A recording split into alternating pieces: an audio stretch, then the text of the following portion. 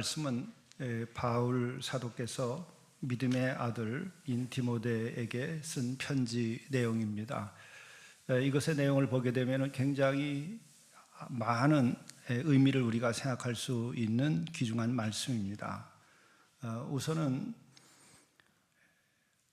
사도들이 시작한 교회는 어떠한 모습이었는가?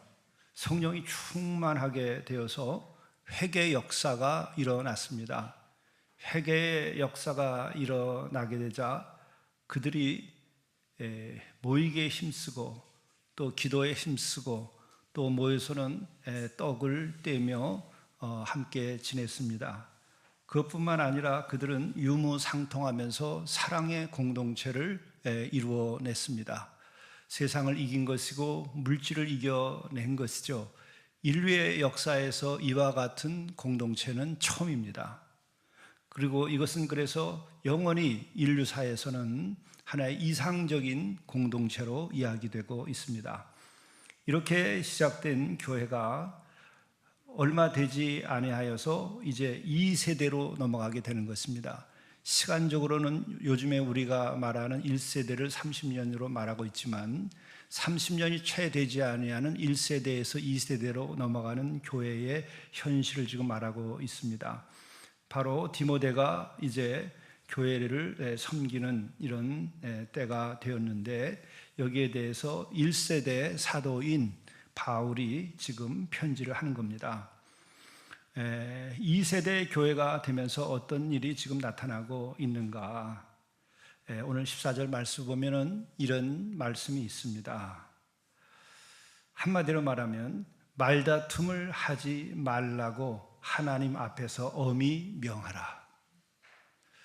1세대 초대 교회가 세워졌을 때에 성령의 충만함이 있었습니다.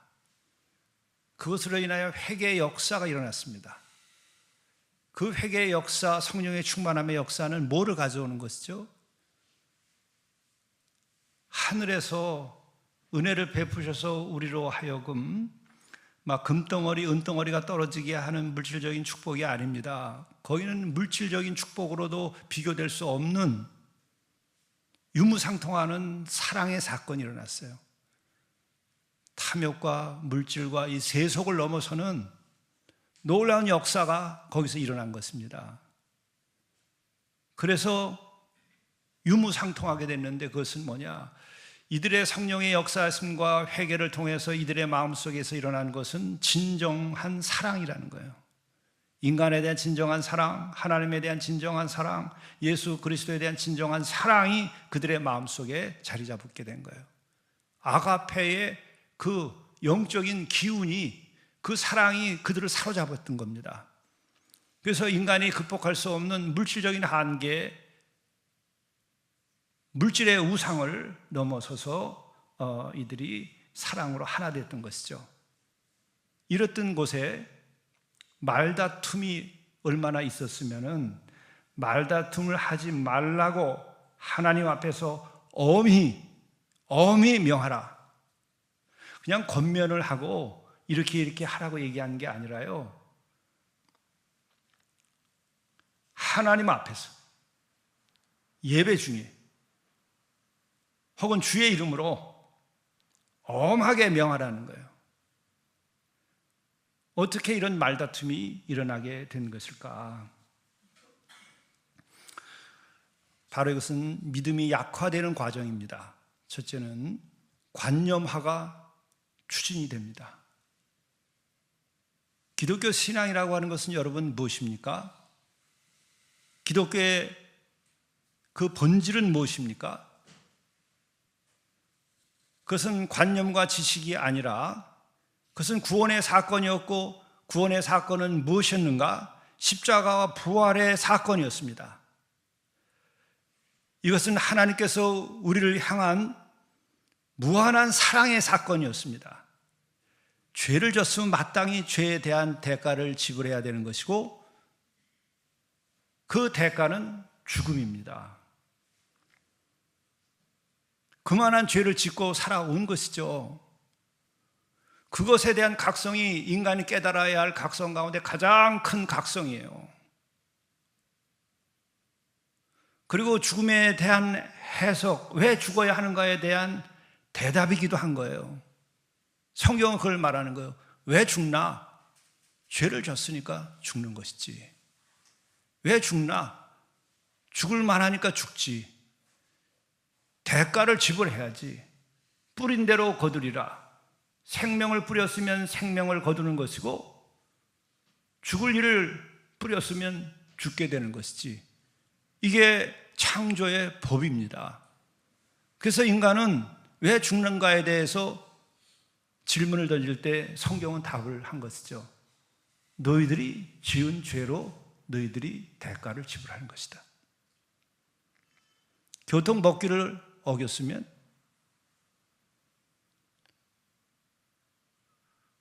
벌금을 내든지, 벌금을 내지 못하면 구류해서 그것을 살든지. 그것뿐이에요. 이거는 만유의 법입니다. 왜 죽나? 죽을 짓을 했으니까 죽지. 성경은 그렇게 간단하게 얘기하는 거예요. 그런데도 내가 너희들을 지었고 또한 너희들에 대한 사랑을 내가 버릴 수가 없기 때문에 너희들을 구원하겠다 하는 것이 기독교의 메시지고 예수입니다. 예수 그리스도가 바로 우리의 그 죄를 대속하기 위하여 십자가에서 죽음을 죽어줬다는 거죠. 내가 죽을 것을 그가 죽어줬다는 것이죠. 도무지 현대인들이 이해할 수 없는 큰 사랑의 은혜의 사건이에요. 이게 믿어지면 그리스도인이 되는 것이고, 그것이 믿어질 때까지 여러분들이 노력해야 믿음의 세계에 들어오는 거예요. 그렇지 않으면 크리스찬이 아닙니다. 내가 기독교인으로 이름을 걸고 살아갈 수 있을지는 몰라도, 교회 멤버로서 살아갈 수 있을지 몰라도, 내 자신의 구원의 은혜를 입어서 자유케 되는 경험은 주어지지 않아요. 그래서 기독교는 사건이다, 관념이 아니다. 기독교는 지식이 아니다. 기독교는 십자가 부활의 사건이다. 사랑의 사건이다. 은혜의 사건이다. 사건이라고 말하는 거예요. 그것이 힘이 빠지기 시작하고 믿음이 빠지기 시작하고 성령이 떠나가기 시작하면 어떤 일이 벌어지느냐? 그때부터 관념화가 촉진됩니다. 사건이 아니고 지식이 되는 거예요. 십자가에 대해서 논하지, 십자가를 묵상하고 십자가에서 나를 위하여 피 흘려 죽은 예수가 보이지 않아요. 오늘 현대 교회야 예수가 없구나. 100년 전에 이 땅에서 외치던 어느 예언자의 외침이 오늘 다시 들려요. 이영도라고 하는 젊은 목사는 30대에 순교하듯이 요절을 했는데, 그가 쓴 일기에 그렇게 나와 있습니다. 1930년대에 현대교회야 너희들에게 예수가 없다. 오늘 그 소리가 이 시대엔 더욱더 메아리 치고 있는 거예요. 이것은 실은 벌써 초대교회 2세대가 진행되면서 나타난 거예요. 그래서 관념화가 진행이 돼버리게 되면 그 다음에 어떤 일이 벌어지냐? 회개의 사건이 사라져버려요. 회개하는 일이 안 생깁니다. 그리고 성령의 활동이 중지돼요. 말씀의 능력이 없어요. 십자가의 구원의 체험이 일어나지 않아요. 그리고 계속해서 논해요. 그리고 논하면서 계속 그것 가지고 더 진행이 되면은 이제 다툼이 일어나고 그 다음에는 2단으로까지 넘어가는 겁니다. 지금 여기 2단 사슬까지 지금 나타나기 시작하는 그 시점이에요. 오늘 한국의 기독교 21세기에 오늘 이 지구촌의 기독교는 어떤 모습입니까? 신앙과 지식이 구분이 안 되고 혼돈 가운데 있어요. 정부와 지식사회를 거치면서 특히 19세기 이후부터 지금에 이르기까지는 1시 2차 세계전 이후에 반성적인 상황이 나타났었지만은 지금은 더더욱이 지식과 신앙의 사건이 구분이 안 되고 다 말씀을 묵상하고 순종하는 게 아니라 바이블 스터디라고 얘기해요. 연구합시다 이러는 거예요. 너도 나도 따르고 싶지 않은 거예요. 연구하자는 거예요. 그러면 신앙은 교양이 되고 우리를 감추는 외투가 되는 거예요. 그리고 그 생명은 죽어가는 거예요.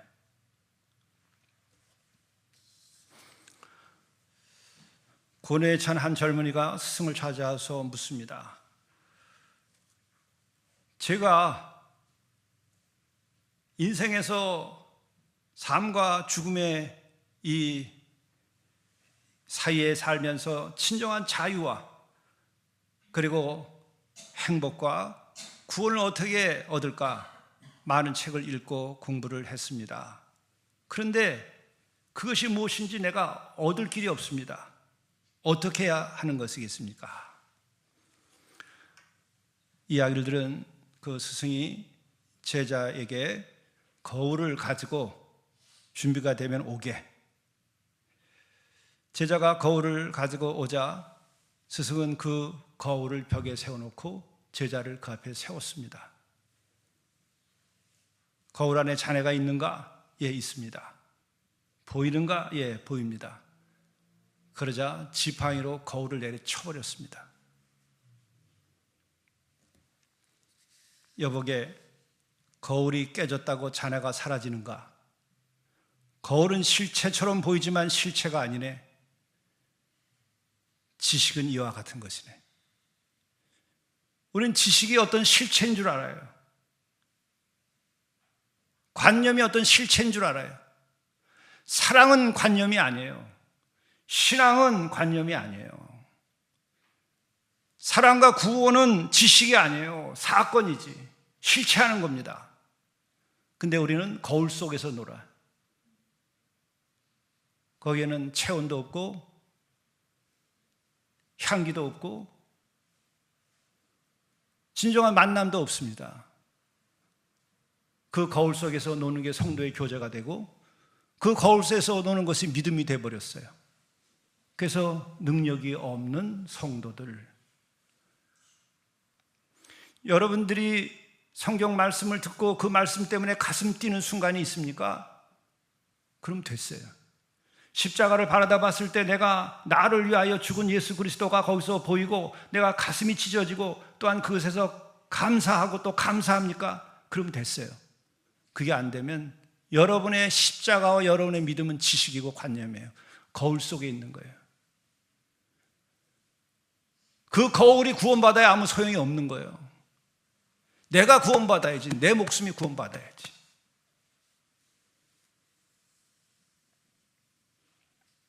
신앙은 지식이 아니네. 십자가를 지식으로 착각하지 말게.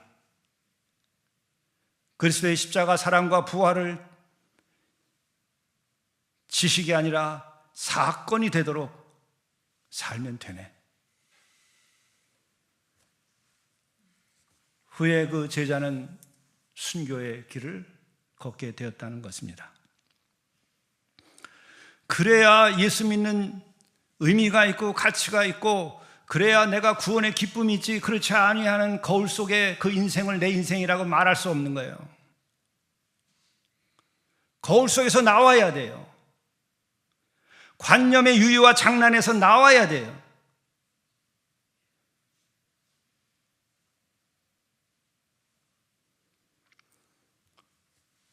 존 웨슬리라고 하는 이가 그런 얘기를 해요. 말은 사람을 감동시킬 수 있지만은 그 말로서는 사람을 변화시킬 수 없다.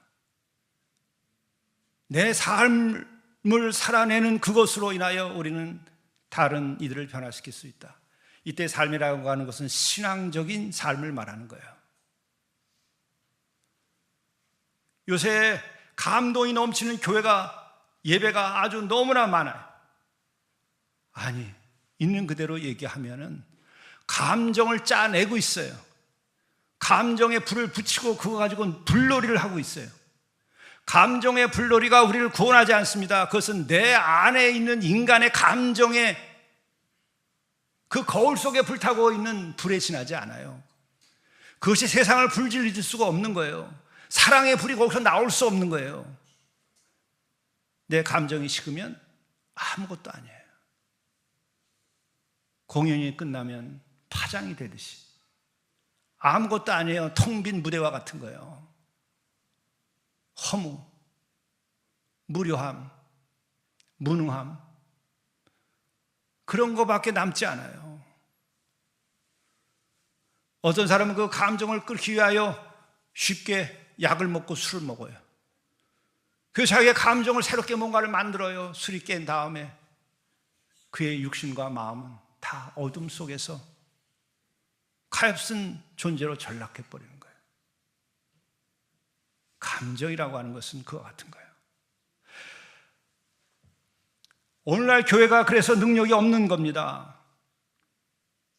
관념화됐고 지식으로 전락했다가 이제 어떻게 십자가의 그 놀라운 은혜의 사건을 경험할 수 없게 되니까 이제는 북치고 장구치고 감정만 끓이다가 집으로 가는 거예요. 그리고 또 이제 허하니까 또 모여서 그걸 또 반복해요.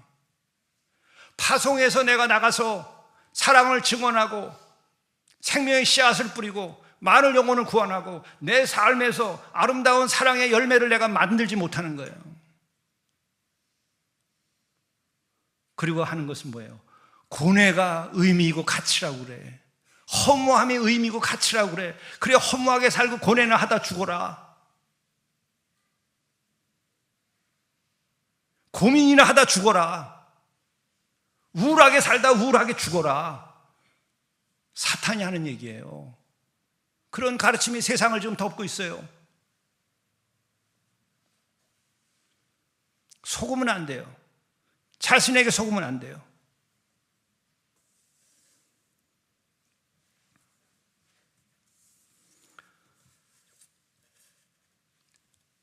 여러분들이 존경하고 마음에 둔 20세기의 예언자 디트리 보네퍼도 그런 얘기를 해요.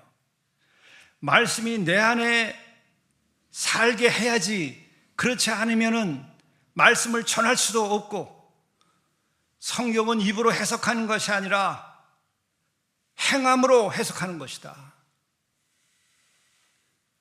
삶으로 해석하는 책이 성경이다, 이렇게 얘기해요. 관념으로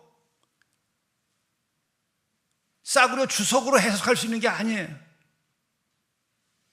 내 삶으로 해석하는 거예요. 삶으로 이해하는 거예요.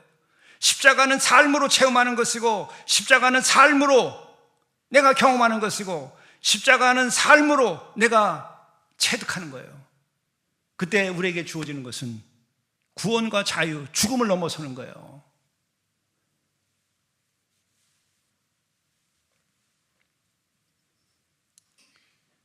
저는 저 자신을 돌이켜보면서도 이런 말을 오늘 하는 거예요. 제가 좋아하는 버나드로라고 하는 기독교의 영성가가 있어요. 교회는 설교보다 목자의 눈물로 세워지는 것이다. 십자가로 세워진다는 것을 말하는 거예요. 목사가 설교 잘한다고 교회 세워지는 거 아니에요. 요새 10분이면 10분도 안 걸려요. 어떤 게으른 목사는 30초면 설교가 끝난대요. AI에다 물어보면은 어떤 주제로 어떤 사람을 대상으로 어떻게 설교해야 되는데 그 시간은 10분이다 20분이다 딱 넣으면은 30초가 안 걸려서 딱 대지가 나오고 본문이 다 떨어진대요. 그냥 갖고 올라가서 얘기하면 돼요. 멋있게 설교할 수 있어요. 목소리를 가다듬어 가지고 멋있게 감동을 줄 수 있어요. 교회는 설교로 세워지는 게 아니라 목자의 눈물로 십자가로 세워지는 거예요. 내가 양심껏 얘기하는 거예요.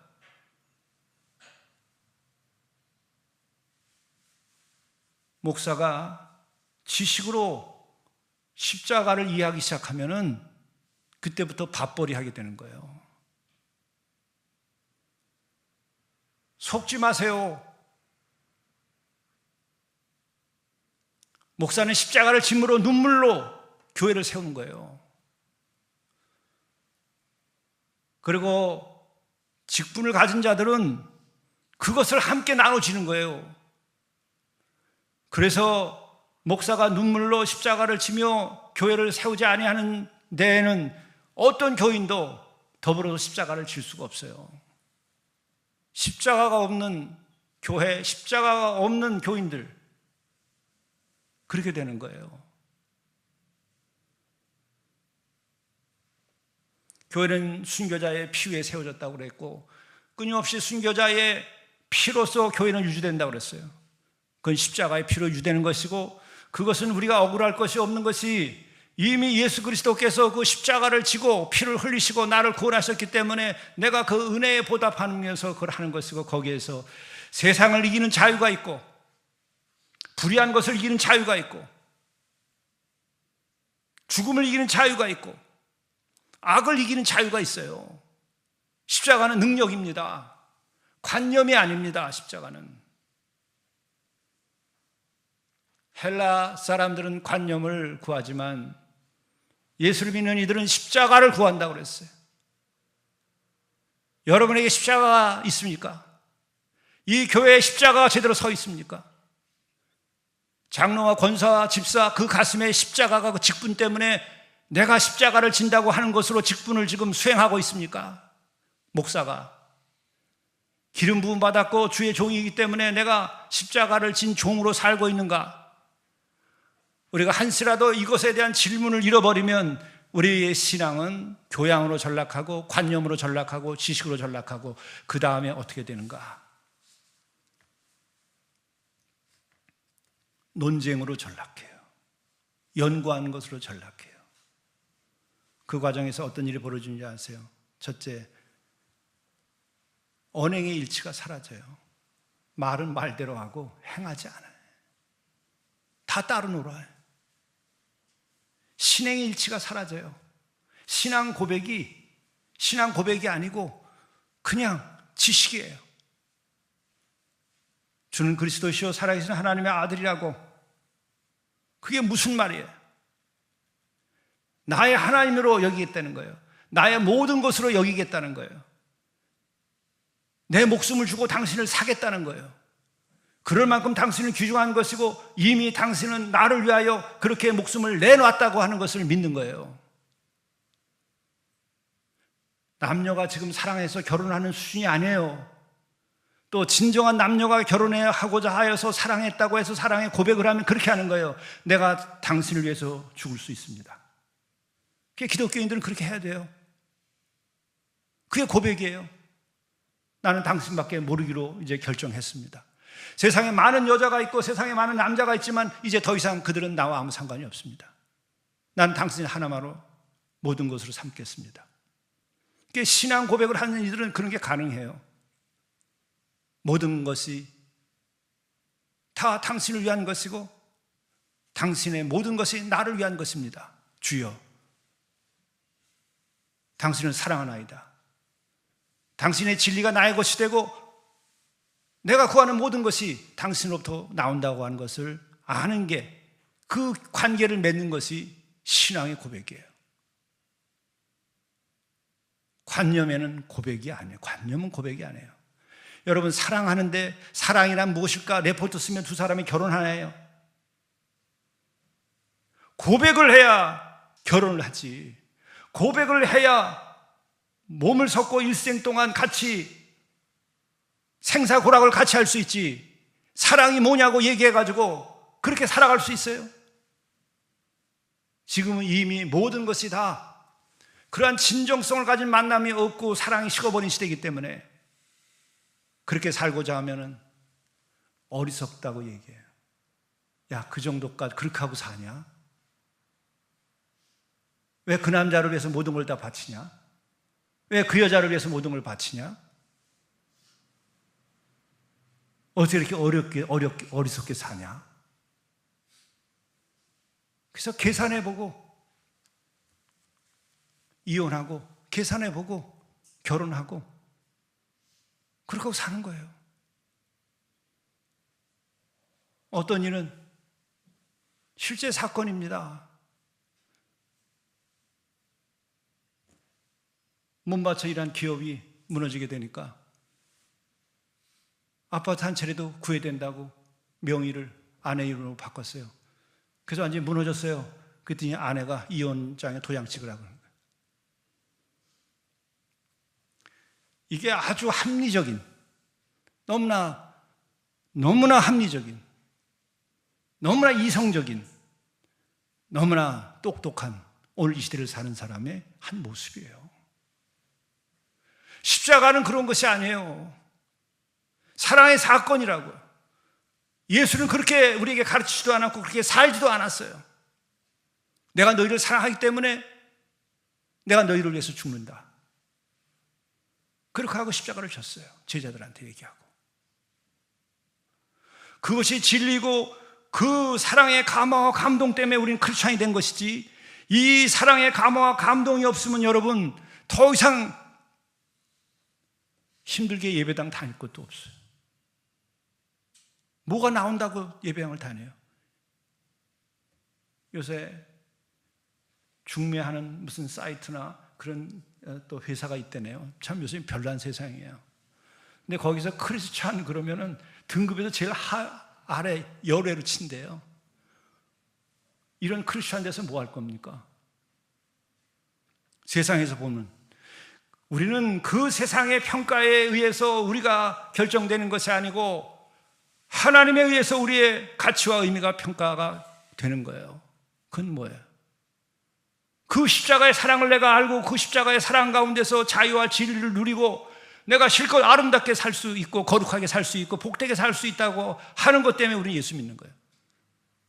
이거를 관념화시켜버리고 지식으로 전락시켜버리고 또 아주 작은 형식적인 윤리로 전락시켜버려요. 예수 믿는 거 아니에요. 예수와 무슨 상관이 있습니까? 그렇게 믿는 거라면 여러분 교회 다니는 거 다 손해예요. 계산 잘하세요. 그렇게 타협해서 우리가 교회를 만들면은요, 일생 동안 지루해서 신앙생활 못해요. 나는 못된 부족한 목자지만 그런 신앙생활은 나 같이 못해요.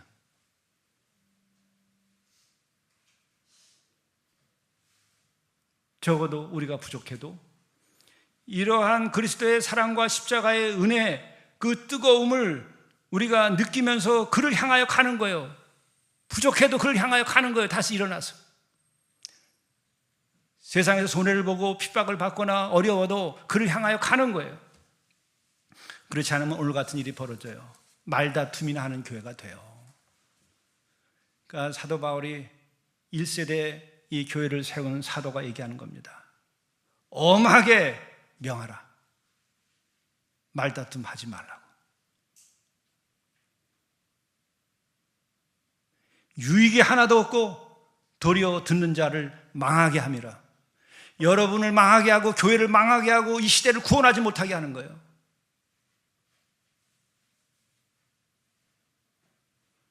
그러면 어떻게 해야 되는가? 간단해요. 15절 마지막에입니다. 하나님 앞에 드리기를 힘쓰라. 우리의 삶을 하나님께 드리라는 거예요. 내 마음을 다하고 목숨을 다하고 뜻을 다해서 주 너희 하나님을 사랑하라. 그 말이에요. 그게 크고 첫째 가는 계명입니다. 왜 그렇게 할까? 그래야 우리가 진리를 얻고 우리가 삶의 의미를 얻고 우리가 죽음을 넘어서고 그래야 우리가 삶을 가치 있게 살고 생명이 충만한 데 사는 거예요. 지식으로는 그거 안 돼요.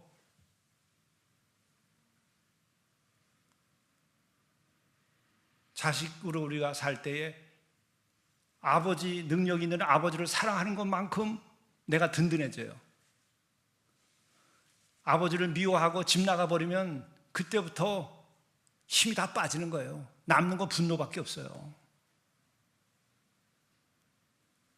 마찬가지로 인간은 만물을 지으시고 전지전능하시고 사랑이신 그 하나님을 내가 마음을 다하고 목숨을 다하고 뜻을 다해서 사랑할 때에 그분이 가지고 있는 진리와 그분이 가지고 있는 능력과 그분이 가지고 있는 사랑과 그 모든 것이 나에게 들어오는 거예요. 방법은 그거예요. 그러면 세상에 지식가가 못 삽니까? 잘 살 수 있어요. 그러나 이 세상에서 살다가 이 세상이 무너지면 끝나는 거예요. 외환위기가 오면 그 사회가 다 무너지고 다 빚쟁이가 되듯이 그냥 빚쟁이로 사는 거예요. 죽음이 찾아오면 그냥 죽고 마는 거예요. 그러나 생명의 주가 되시고 나를 구원하시겠다고 그러고 회개만 하면 그냥 천국을 거저 주겠다고 하는 그것을 바보처럼 믿고 하는 사람은 그것을 얻어요. 그게 믿음이에요. 기독교의 전부예요. 복잡하게 얘기하는 것은 다 관념화 시켰기 때문에 그래요. 쓸데없는 짓을 하는 거예요. 그래서 오늘 보면 그런 얘기를 하는 거예요. 망령되고 헛된 말을 버리라고 해라. 예? 그렇게 되면 경건하지 아니함에 점점 나아간다는 거예요. 점점 경건하지도 않아요. 지금 경건한 크리스찬이 몇 명이나 남아 있어요? 경건의 능력도 껍데기도 없는 채로 지금 이상하게 돼가고 있는 거예요. 그럼 세상은 어떨까요? 세상은 더해요. 그거 따라가면 안 돼요. 그들의 말은 악성 종양이 퍼져감과 같은데 그 중에 누구누구가 그런다는 거예요. 이게 어디서 일어나는 거예요? 세상에서 일어나는 게 아니라 예수 그리스도의 몸된 교회 안에서 이런 자들이 생긴다는 거예요. 여러분들이 그 중에 한 사람이 되지 말아야 되고 내가 그 중에 한 사람이 돼서 목사 노릇하지 말아야 돼요. 그래야 구원이 있고 우리가 자유가 있어요. 진리에 관하여 그들이 그릇되었도다. 지금 믿는 성도들을 향해서 목사나 교사가 그릇되었다고 그렇게 얘기를 해주는 지금 교회가 얼마나 남아있을까요? 교회만 열심히 나오면 돼. 숫자만 늘려주고 머리 숫자만 채워주면 돼. 헌금하고 봉사만 많이 해주면 돼. 그런 건 아닐까요? 내가 잘못 보는 것일 수 있으면 좋겠어요.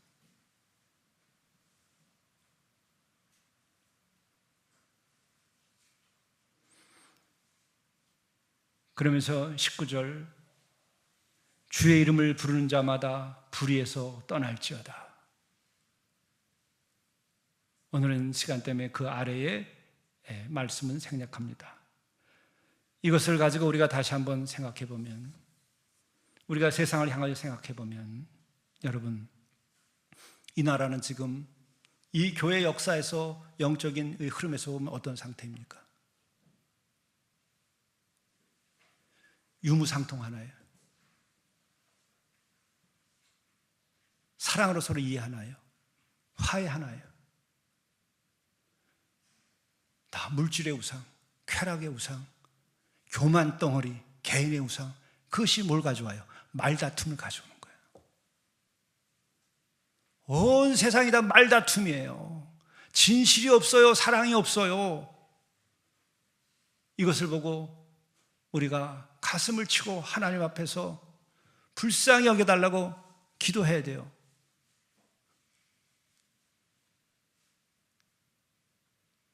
교회 밖에 사람이 들으면 망상이라고 그럴지 모르고 하지만 우리 밖에 이것을 위하여 무릎 꿇고 기도하며 하나님께 청할 사람이 누가 또 있어요? 어느 종교에서 있을 것 같습니까? 그리고 이 백성은 늘 말씀드려오지만은 회개하지 않은 백성이에요. 회개해야 돼요. 그만 좀 싸우고 함께 힘을 합쳐도 어려운데 그렇게 싸워요.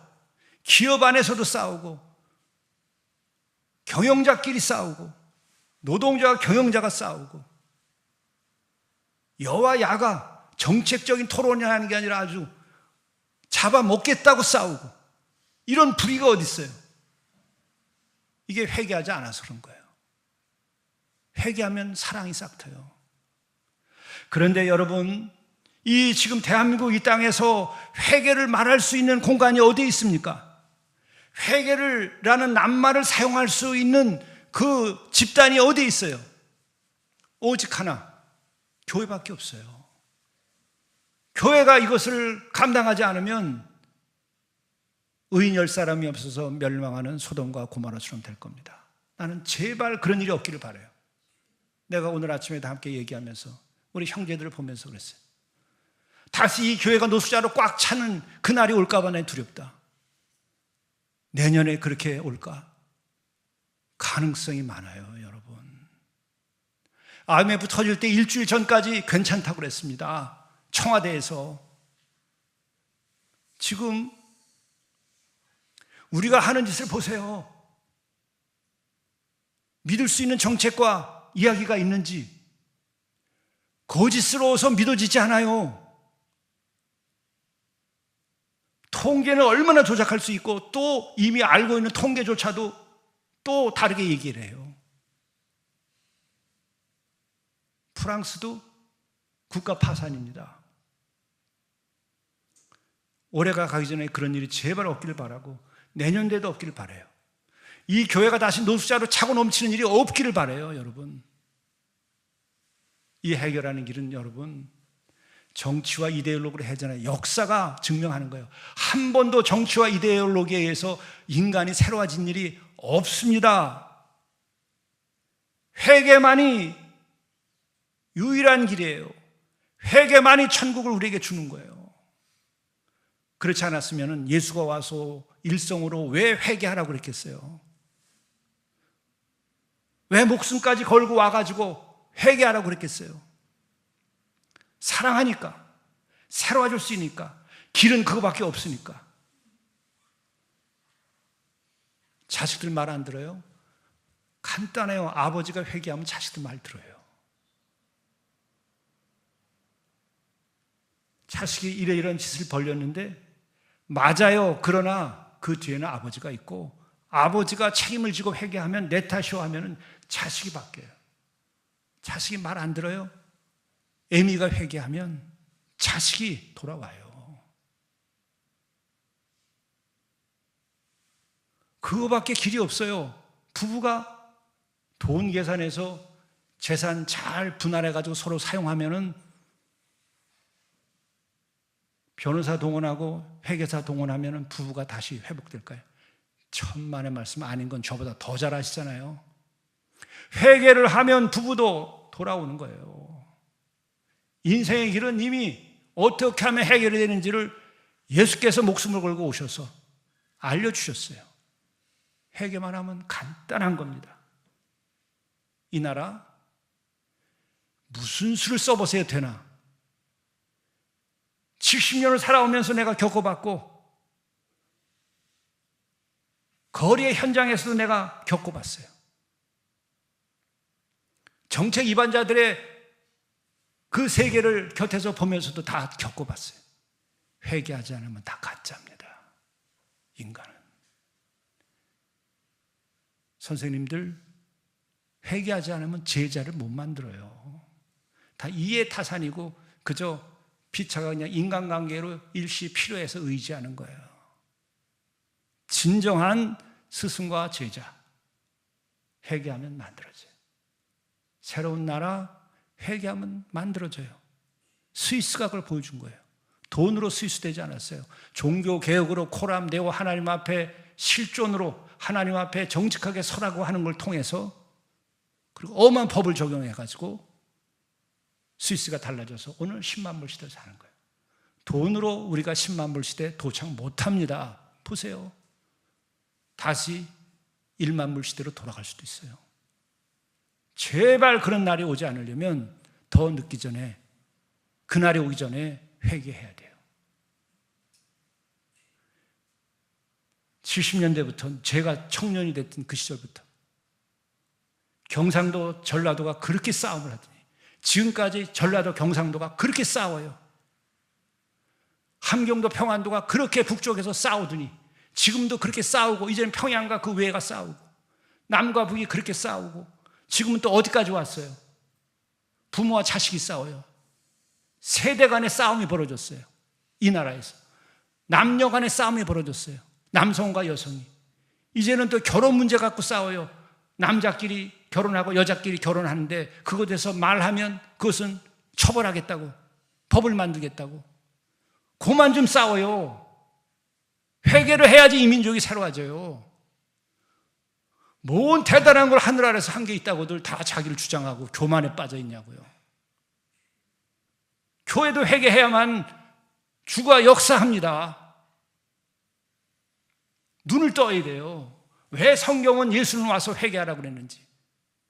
그거 아니면 하나님의 나라의 질서 통치가 임하지 않아요. 소돔과 고모라로 가는 겁니다. 제발 그런 날이 이 나라에서만큼은 없기를 바라요. 그것이 올해와 내년에 없기를 바랍니다. 이 교회가 노숙자로 다시 차고 넘치지 않기를 바라요.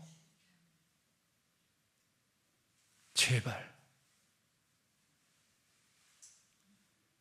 말다툼을 하지 말라고 하나님 앞에서 엄히 명하라. 이 민족에게 하는 얘기예요. 남북한, 동서간, 이 조금난 나라에서 고만 좀 싸우라. 명하라는 거예요. 회개하면 싸움도 그치고 하나님의 통치가 임할 것입니다. 그것은 평화입니다. 기도하시겠습니다. 자비로우신 주여, 이 불쌍한 종을 실로 불쌍히 여기셔서 죽는 날까지 주의 종으로서 하나님의 말씀을 엄히 명할 수 있는 자로 살다 하나님께로 가게 도와주시고, 이 예배당이 남은 성도들은 진정으로 회개하고 하나님의 나라를 성취하는 일에 참여할 수 있도록 인도해 주옵소서. 이를 위하여 관념과 지식의 놀이를 그치고 오직 하나님 앞에 자신을 드리는 일에 힘쓰도록 인도해 주시옵소서. 거룩한 사한 제사를 드리라 하여 시작한 이 교회가 다시 거룩한 사한 제사를 드리는 교회가 되도록 인도해 주옵소서. 예수 그리스도의 이름으로 간절히 구하옵나이다. 아멘.